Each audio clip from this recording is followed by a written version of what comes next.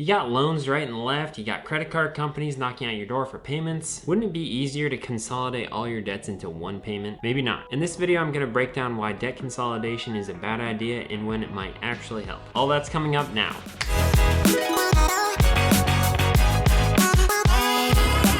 Hello there, I'm Caleb. If this is your first time here and you want to learn how to improve your finances and master your budget, then start now by hitting the subscribe button so you don't miss out on anything. Also, if you want to hear the moderately embarrassing story about how I got this new face marking over the weekend, then stick around. Debt consolidation is what people do to lower the stress of having a lot of payments. Credit cards, personal loans, student loans, medical debt. The stress really adds up when there are so many payments to make. It's times like this that consolidation is a pretty tempting option, and it's obvious why. There are two carrots that debt consolidation companies dangle in front of you. One, consolidation makes finances simpler. You only have one debt to keep track of instead of a bunch of debts. Two, consolidation can lower your interest rates and your payment amount on your debts. Now, these might be true, but I'm gonna play devil's advocate. Here are 5 or 7 reasons why debt consolidation won't work for you. I have notes, but they aren't super clear, and I might have filmed an extra point or two yesterday, so we'll see. So here are some of the issues with debt consolidation. For one, it might not actually save you all that much money. You might get a lower rate, but you might not, because if you have a poor credit score, then chances are you're probably not gonna get a good interest rate. As with anything where you're borrowing money, credit score is gonna be something that they're definitely going to look at. Plus, when you consolidate your debt into like a personal loan, the payoff time might be longer than otherwise, so you might get a payoff time of 5 to 7 years. And while having a lower payment might help you in the short term, it's not gonna help you in the long term if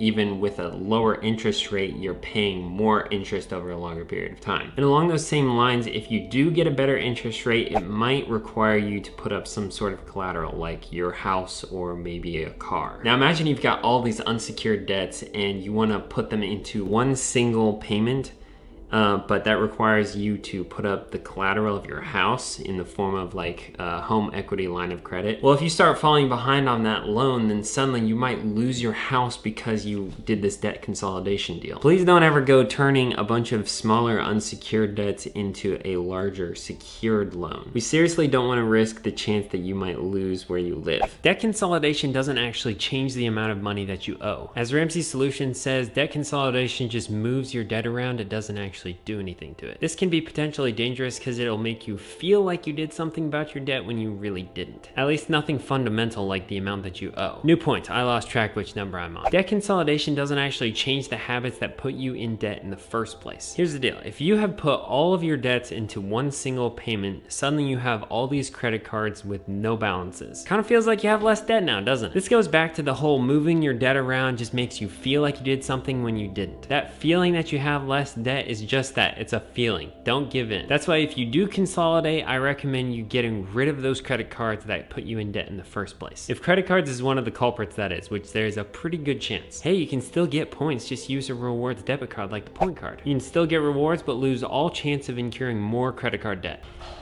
Another dog drinking water.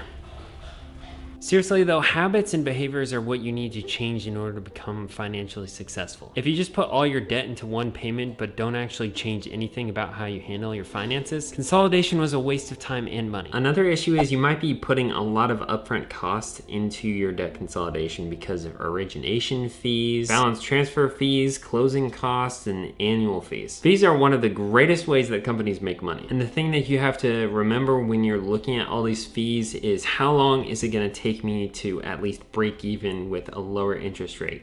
I just hate fees. I hate fees so much. Before we move further, we gotta thank our sponsor, Pole Saws. Okay, hit the like button if you've been watching just because you wanna find out what this is. It's bad, it's getting better, but you should have seen the other guy. He lost a limb. Oh, jeez. Come on, it's a classic dad joke.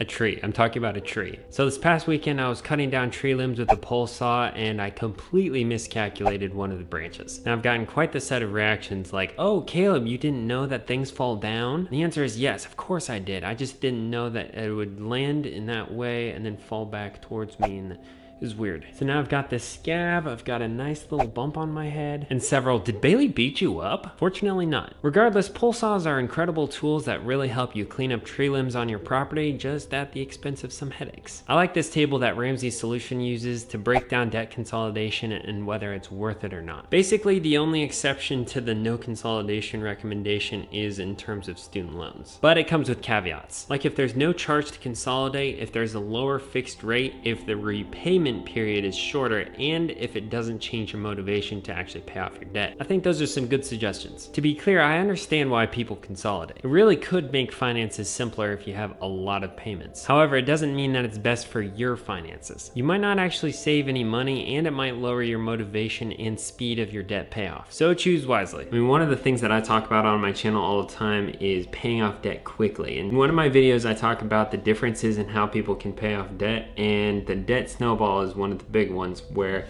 you start with your small debts, you pay them off quickly, then you continue to move on towards your larger debts. I like that because it builds momentum, and if you don't have momentum, then you're not gonna be able to pay off your debt. So in terms of debt consolidation, when you're putting everything together in one debt, it's hard to build that momentum because you don't get that hit of dopamine every time you pay off a loan. You know, like if you do have 5 credit cards, it might be stressful because you have a lot to keep track of, but if you pay off one, that feels really good, and then you pay off another, that feels really good, and you just keep building it. Now, it might not be the most mathematically correct way to do it because you're paying off your smallest debts first, regardless of what the interest rate is, but it builds that momentum. Like I said, if you don't have momentum, it's gonna be really difficult to pay off your debt. Now, having said all that, I legitimately want you to pay off your debt and become financially free, and one of those ways that you can do it is through financial coaching. Some people need a little bit of outside help, and that's perfectly okay. And if you think you could use a little bit of help, then I'd love to listen to your situation. There's no obligation at all, and really our first conversation is just figuring out if financial coaching is right for you. Because it's not for everyone, and I'm happy to say if I don't think that it's right for you. If you'd like to have a conversation with me, then go to the description down below to get started. So thank you so much for watching. If you found this valuable at all, I would greatly appreciate a swift hit of the like button. And hit the subscribe button and notification bell because it really helps my channel. And remember, money doesn't have to be controlling.